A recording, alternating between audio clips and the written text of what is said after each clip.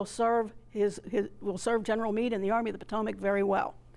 He will do what Meade asks of him. He will not shirk his duty. In fact, he will be wounded on July 3rd when the Confederate artillery bombardment before Pickett's charge hits around Meade's headquarters. He will get wounded. However, after the battle, Meade will relieve him of command on the 14th of July. And he will take advantage of linking up with his old friend Hooker and General Dan Sickles and a few other folks, and he will become one of the people who will make Meade's life after Gettysburg extremely difficult. General Meade, the victor of Gettysburg, is going to be called to explain some of his decisions before what was then called the Joint Committee on the Conduct of the War. Generals who lost battles expected to get the call, come to Washington and explain yourself. But generals who won great victories usually did not get that call. Meade will, and he's one of the reasons why. It's important, I know one of your important principles is the concept of loyalty. He flunks on that one in a very big way. But he's the one, because of that, we hear a lot about him when we talk about the history of the Battle of Gettysburg and what happens afterwards. Here's some other folks we need to pay some attention to. Someone else you know a great deal about. If you've been to Gettysburg and stood up on Little Round Top, you have seen Governor Kimball Warren standing up on the top of a rock, looking off to the southwest, making sure that he has eyes on the enemy for the fight on July 2nd. He, of course, is Meade's chief engineer. If Meade had his own way, this might be Butterfield's replacement. He was one of the ones that Meade had asked to serve. But Warren had served under Hooker as chief engineer. He has the expertise, and he realizes he serves an important function. There are no engineer troops at Gettysburg. There is an engineer monument. You would recognize your castle in a heartbeat, but the engineer train and the engineer troops with it that were sent back to Washington during this campaign. Mostly when we talk about the engineering contribution at Gettysburg, we talk about the chief engineer and about the professional soldiers scattered throughout its ranks who learned something of the skills up at West Point. He serves as General Meade's extra set of eyes.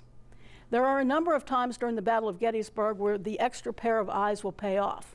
We know at Little Round Top they definitely pay off, but he has also been over to Culp's Hill and Cemetery Hill and other places where he's been able to take a look at the ground, report back to General Meade, and give Meade a much better sense of, it increases his situational awareness of the battle space he's dealing with. And I understand you don't use battle space anymore, but insert the new word right there. General Warren is an interesting man in another way, in that he is one of the few people who General Meade genuinely could call a friend. We talk an awful lot about the importance of developing important relationships in your professional career. And the Meade-Warren relationship was really a very strong one, a very powerful one, and one that paid dividends here at Gettysburg. In addition to a chief engineer, we have a chief of artillery, General Henry J. Hunt. Now, General Hunt had served as General Hooker's chief of artillery, but General Hooker had reduced his authority mostly to administrative purposes only. General Hunt commanded no guns. He had no authority to give commands to artillerymen. And at the Battle of Chancellorsville, when all of a sudden there was a need to build a fairly substantial artillery line, he wasn't allowed to go out and do it. The man who did it was a cavalryman who, trust me, took full advantage of that when he came to cultivate the media a little bit later.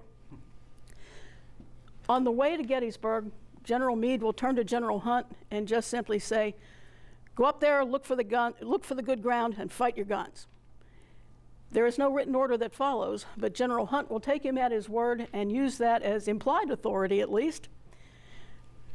Better to ask forgiveness than permission. That will be what he uses basically for the next few days. But there is not a single time at Gettysburg where a mass of artillery was needed that it didn't appear, largely because of his efforts. Now he's going to do some headbutting with an infantry corps commander. General Hancock will say, these are the 2nd Corps guns, and I command the 2nd Corps, therefore they're my guns. He will come up and say, I command the artillery of the Army of the Potomac, that's artillery in the Army of the Potomac, it's mine. So they're going to have I can't use the phrase I want to here. They're going to have, they're just going to have a glaring match at each other. And Hancock will win temporarily, but the literary war, Hunt will win in the end. So it all kind of works out. Now these folks are folks that you have probably heard of if you hang around Gettysburg. What we sometimes forget, however, that they are integral members of Meade's staff and not just out freelancing as part of the effort at Gettysburg. Now we get to the ones you don't hear that much about. Brigadier General Seth Williams. He is the Army of the Potomac's Adjutant General. He is the chief of paperwork, but he writes clean prose. He writes elegantly simple declarative sentences. When he writes the orders to send an army into motion, there is very little question about where you're supposed to go, when you're supposed to be there, and what you're supposed to do when you get there. He is so good at his job that not only is he Meade's Adjutant General, he served Hooker and Burnside before that, and he will continue to serve he'll basically serve until the end of the war. Nobody ever hears about Seth Williams because once the battle is joined, Seth Williams never leaves that small little house, the house that belonged to Lydia Leicester along the Taneytown Road. He pulled out a table, he sat down, he opened up his inkwells, he just started writing all the letters, all the messages, all the announcements that had to be made. He was really very good at it. When the artillery bombardment before Pickett's charge began, he didn't want to leave the headquarters. General Meade's saying it's getting kind of warm here, we should pick up and move to a place of safety. General Butterfield is packing up the maps. Everybody's getting ready to leave. He's still sitting at the table. Well, one more message, one more message, until a shell actually hit the building, exploded nearby, and wounded him as well. So if you're giving points for really sticking to the job, even when things are getting pretty hot, this very much unknown Adjutant General, the paper pusher, is the one who's actually sticking to it longer than anybody else. There's never a time where we find the Army saying, what am I supposed to do? There was a clarity of internal communications that was really quite admirable with Seth Williams around. Brigadier General Marcina Patrick, the Provost Marshal General of the Army. He's the guy who was in charge of everything from force protection, what we'd call force protection today, to just taking care of rowdy cavalrymen who were drunk in the street of Frederick. And that was a problem, especially as the Union Army moved farther north. They discovered that an awful lot of Northerners, or people with Northern sympathies, were so delighted to see them that they were bringing out the best that they could find in their wine cellars or from out from behind the bar. And we are so glad you're here. Here, have this bottle of wine or bourbon or whatever they happen to have. Well, the soldiers were not going to pass that offer up. And too many of you are laughing. They would not pass that up. And they got drunk. They were tearing up Frederick. They were tearing up a lot of other towns. So one of the things he's going to have to do is go back and restore order. That's the thing that he's most famous for. He's a classmate of General Meade's. That makes that relationship very strong from the moment they see each other. They just kind of wave, say, glad you're on board. He's the man who's going to make sure that prisoners of war are collected up and gotten out of the way so that they're not interfering with Army operations. He's the man who's going to work through, in some cases, they paroled some Confederate prisoners. He'll operate that. He'll be the one in the rear area. He actually does a little bit of traffic direction as well to make sure that the roads remain clear. He has many different jobs. One of his most important jobs is actually, well, what today we would recognize as the intelligence function. General Hooker had created something called the Military Information Division. And he put Colonel George Sharp in charge of it. Now, Sharp reports to Patrick, so that's why we put him right here. How many of you have seen the movie Gettysburg? Show of hands. I knew I could ask that in this crowd and get that kind of a response. Everybody remembers the character that you see at the opening, Harrison. What we don't often appreciate is that the North had Harrisons out there too. There were a lot of them. He put together his own network of individual scouts who went out in civilian clothes, who went out and kept an eye on the Confederate forces just as Harrison watched the operation of the Union forces. And those men came back and reported to Sharp, who put that information together and gave it to Patrick, who took it up to Meade. We don't appreciate that much of it because that was, well, nobody asked the question before. How did we finally figure out what was happening? A historian was working over in the National Archives, opened up a closet nobody had ever looked into too deeply, I guess. And he found these large piles of documents still wrapped in their original red tape, and realized that they were the records from the Military Information Division that apparently had not been looked at since they were originally bundled up way back when. It opened up all these new insights on the Gettysburg campaign to the point where we now understand a fairly extensive intelligence network existed to try to gain information. Mostly we know from General Meade that the old traditional ways were not working. Even 2 days into his tenure as commander of the Army of the Potomac, he's already writing, "I cannot trust the local newspapers. I cannot trust the local citizens to tell me what I need to know. They have no experience watching the movement of armies. They always exaggerate. They do not understand what they see. I need people who can give me good information." And Colonel George Sharp, we hardly ever hear about this man. His success kind of rests on our not knowing who he is. But what we find out is that he and his men kept feeding in a very timely and incredibly accurate string of information about the location of the Confederate troops, about their strength, about the identity of their commanders, and about their directions of march. Meade actually managed to get more information about the movement of the Confederate Army in the first 48 hours of his tenure in command than General Hooker had in the previous several weeks. Colonel Sharp will later say, of all the officers he ever worked with in senior command, that Meade was one of the ones who picked up on the capability here more than anybody else. As a corps commander, Meade had never worked with this.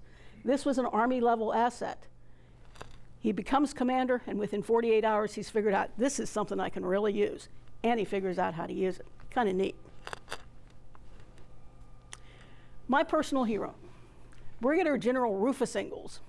Rufus is not a name we hear that much anymore, but if you ask any commander of the Army of the Potomac, George Meade, Ambrose Burnside, General Hooker, General Meade, General Grant, they will point to this man as the unsung hero of the Army of the Potomac. He is the chief quartermaster of the Army of the Potomac. He's a West Point graduate as well. Most West Pointers, when they graduated, got a commission in one of the combat arms. And he started out in field artillery. But very early on in his career, he switched over to quartermaster, and he developed a great deal of skill in this area. Here's where it pays off. General Meade will turn to General Ingles and say, as we move north, we need to move quickly. So I'm going to prioritize what we need to send forward. Send forward the bullets, send forward the Band-Aids. Hold back on the beans, hold back on all the other equipment until we figure out exactly what we're going to do. General Ingles will figure out exactly how to reconfigure his trains and all that, and send forward the ammunition, and send forward the medical supplies. But he will also listen to General Meade and say, we need to move fast. And he looks around in Maryland and says, Maryland roads are some of the best roads in the country. If you remember the old American system from your early US history about creating paved roads and all-weather roads, Maryland had tapped into that money more than almost anybody else. Great for wagons, horrible on shoes. He said, our soldiers are going to run out of shoes. So all the equipment and supplies stay back, but I want 10,000 pairs of shoes and 10,000 pairs of socks sent forward immediately. Now, how are we going to distribute them? Just-in-time logistics. Stand at the corner and say, who needs shoes? Throw them to you. Socks? Here you go.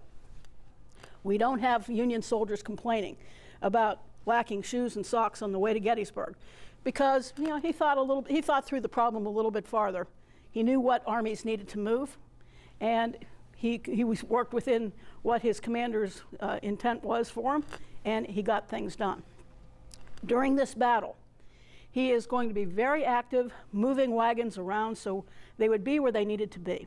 One of the things he did was take all the ammunition wagons and had a broad red stripe painted around them. So if somebody comes rushing back looking for ammunition, and all they see is a sea of white-topped wagons, they don't have to figure out where the ammo is. Go for the red. And just sometimes these little things make all the difference in the world. Rufus Ingles will be the man.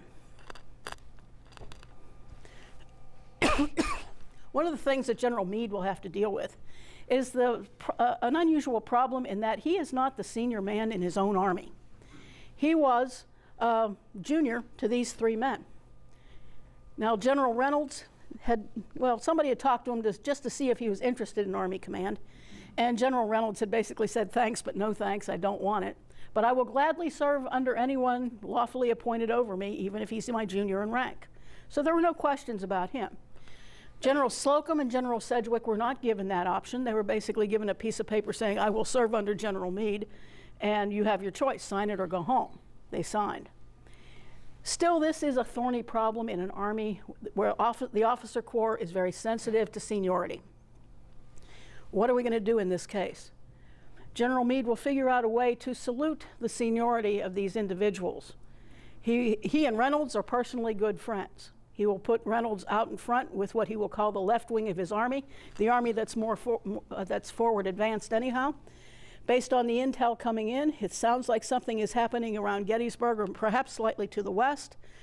John Reynolds, you go forward, and I'm going to trust your military smarts and your military eyes to identify the good terrain, to make a decision about whether or not Gettysburg is an acceptable place to fight a battle. Keep me informed. Good luck to you, John. And off General Reynolds will go. General Reynolds probably it's about 4 hours now, 150 years ago, when General Reynolds died. He got onto the battlefield. He was in active command for maybe 20 minutes, and then a bullet caught him. If something had happened to General Meade, General Reynolds would have been the second in command. But if something happens to General Reynolds, who comes next?